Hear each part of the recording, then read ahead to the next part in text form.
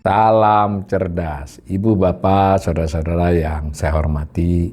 Sesi komentar berita kanal Awali Rizki kali ini membacakan satu berita tentang kredit yang tak jalan.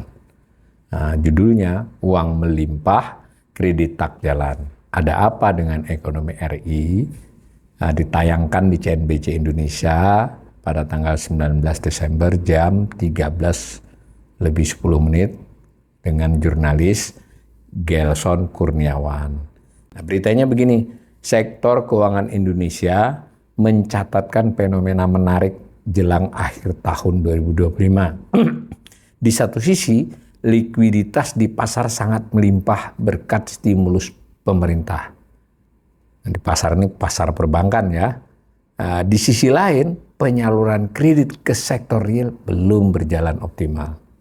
Data terbaru Bank Indonesia menunjukkan nilai fasilitas kredit yang belum ditarik oleh nasabah undisbursed loan mencapai 2.509,4 triliun. Angka ini terbilang cukup tinggi, mencakup sekitar 23,18% dari total plafon kredit perbankan. Artinya, bank sudah menyediakan dana dan sudah menyetujui. Jadi itu undisbursed loan itu ya, jadi sudah disetujui, sudah terima kredit, tapi belum ditarik ya, belum diambil. Debitur belum dipakai oleh debiturnya. Nah, kondisi ini menjadi perhatian karena pemerintah melalui Kementerian Keuangan baru saja menyuntikkan dana stimulus sebesar 276 triliun ke perbankan. Tujuan utama stimulus ini adalah mendorong bank agar lebih agresif menyalurkan kredit. Harapannya dunia usaha akan menggunakan untuk ekspansi bisnis yang pada akhirnya memacu pertumbuhan ekonomi. Namun, tingginya undisbursed loan ini mengindikasikan dana tersebut belum terserap maksimal oleh sektor real. Transmisi kebijakan dari sektor keuangan ke sektor produksi tampaknya mengalami hambatan. Sebetulnya saya kasih komentar ya, di sisi lainnya memang permintaannya lemah. Maksudnya sektor realnya belum berjalan bagus, ya kan dia belum mau dong mencarikan kredit. Bukan soal transmisinya ya, ini likuiditasnya sudah cukup, harganya sudah sedikit turun, harga artinya bunganya ya gitu. Nah, ini ada gambar kredit yang diberikan Himbara. Jadi ini khusus Bank Himbara. Ini bagus, ini CNBC ini kalau kita klik ini. Nah, pertumbuhan dari Bank Mandiri yang kuning itu cukup lumayan nih. Masih 2 digit tahun per tahun ya, jadi maksudnya bulan ini dibandingkan tahun sebelumnya bulan yang sama. BNI lalu BRI, justru BRI yang lebih rendah dari biasanya ini. Jadi kalau dilihat gambar ini sepintas tanpa melihat angka, pengaruh pengucuran di September itu tidak besar kan, tidak merubah arah kan, masih mengalami penurunan. Nah, berita lanjutannya, penyebab utama dari penumpukan kredit ini bukan dari sisi ketersediaan dana, melainkan dari sisi permintaan. Pelaku usaha masih bersikap menunggu wait and see terhadap kondisi ya. Ketidakpastian proyeksi ekonomi di tahun 2026 membuat korporasi menahan rencana ekspansi. Mereka cenderung menunda penggunaan kredit tadi. Selain itu, banyak perusahaan besar saat ini memiliki posisi kas internal yang cukup kuat. Ini penting juga nih. Mereka lagi nggak menarik kredit, ya tadi karena ya relatif wait and see, lesu lah. Kalaupun tidak merosot tapi tidak membutuhkan kredit modal kerja misalnya, karena dananya saja cukup. Nah, mereka memilih lebih mendanai operasional dan belanja modal menggunakan laba ditahan perusahaan. Nah, lebih lanjut lagi, subjudul kredit mikro turun. Sinyal perlambatan ekonomi tidak hanya terpancar dari kehati-hatian korporasi raksasa, namun juga telah merembet ke segmen akar rumput atau UMKM. Hal ini tercermin jelas dari kinerja penyaluran kredit dua bank plat merah terbesar, Bank Mandiri dan BRI, mencatatkan kontraksi signifikan. Jadi bukan hanya tidak tumbuh ya, kalau tadi tumbuh melambat perbankan, tapi khusus UMKM kontraksi, nominalnya turun gitu. Nah, berdasarkan data kinerja keuangan Bank Mandiri, penyaluran kredit baru di segmen kecil jatuhan drastis hingga minus 53% secara year on year. Jadi ya silahkan dibaca lah, ini diperlihatkan, saya percepat saja. Jadi ini memang angkanya tidak terlalu jelas ya, kredit baru saja apa kredit outstanding. Tapi andai ini kredit baru saja, outstandingnya saya dari data yang lain, itu juga menunjukkan kecenderungan yang sama untuk kredit UMKM mengalami kontraksi. Ini lebih khusus pada Bank Himbara. Kondisi serupa terjadi di Raja UMKM Bank Rakyat Indonesia. Jadi tadi kan Mandiri itu, BRI saja itu data penyaluran kuartalan Kupedes kredit umum pedesaan khusus nih, kredit jenis khusus, tren penurunan terlihat konsisten sepanjang tahun 2025. Pada kuartal 3 2025 penyaluran Kupedes ternyata hanya 25,2 triliun.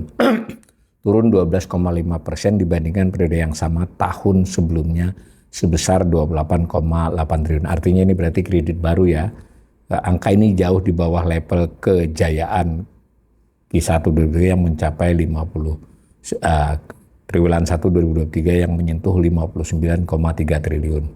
Kejatuhan angka disbursement di dua bank Himbara ini menjadi indikator kuat bahwa daya beli dan kemampuan ekspansi pelaku usaha kecil sedang terpukul hebat. Bank tampaknya mulai mengerem penyaluran.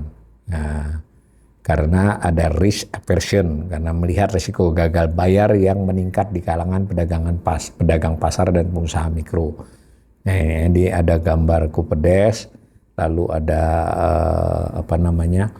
yang sebelah kanannya ada KUR Kupedes sama BN Guna ya, ini jenis-jenis kredit ya. Jadi ya saya kira ini mestinya Pak Purbaya juga diberi informasi dong tentang ini.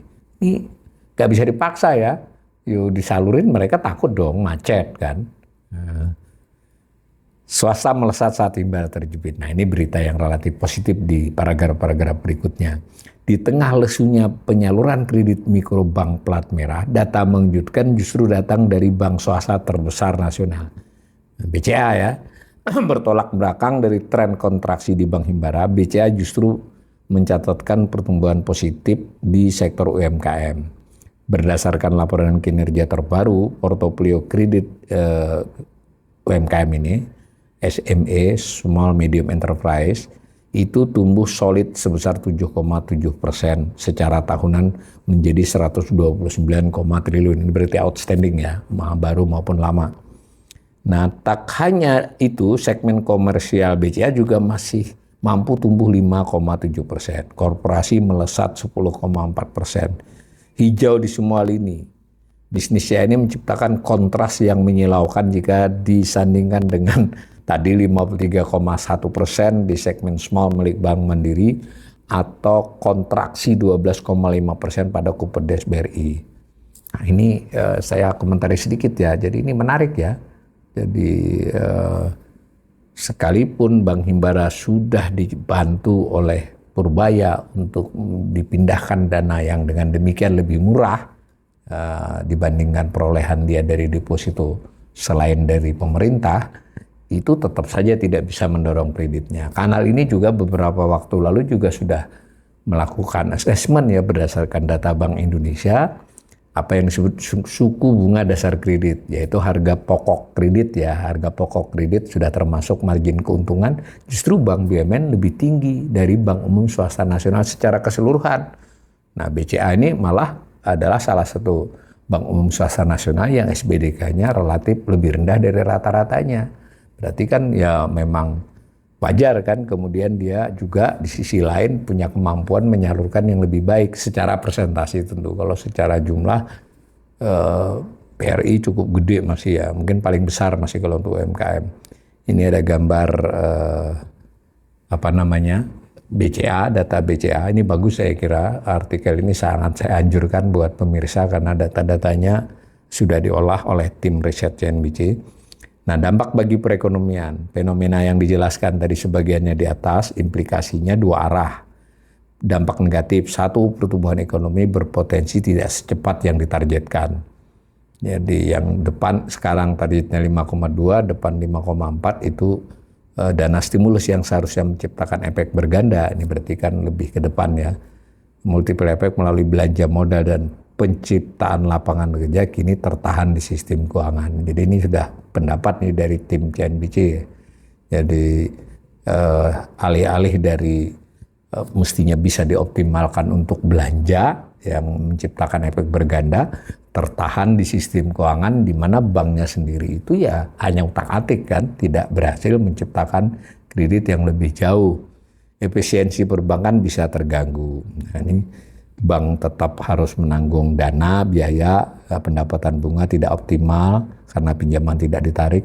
Sekali lagi kanal ini sudah bicara SBDK, biaya perolehan dana, HPDK ya, itu turun, tetapi overhead cost-nya naik ya kan, ini kan dana operasional. Jadi SPDK secara keseluruhan pun landai ya, khusus bulan Oktober malah naik. Dampak positif, di sisi lain kondisi ini menunjukkan bahwa sektor korporasi masih memiliki ketahanan likuiditas. Jadi ini cara bacanya, dia nggak butuh duit di bank karena masih punya duit. Nah, di sini ada gambar ya, pertumbuhan kredit ya, ini sampai dengan bulan Oktober ya. Kredit dan dana pihak ketiga. Dana pihak ketiga, tabungan, giro, deposito masih tumbuh lebih baik daripada kredit.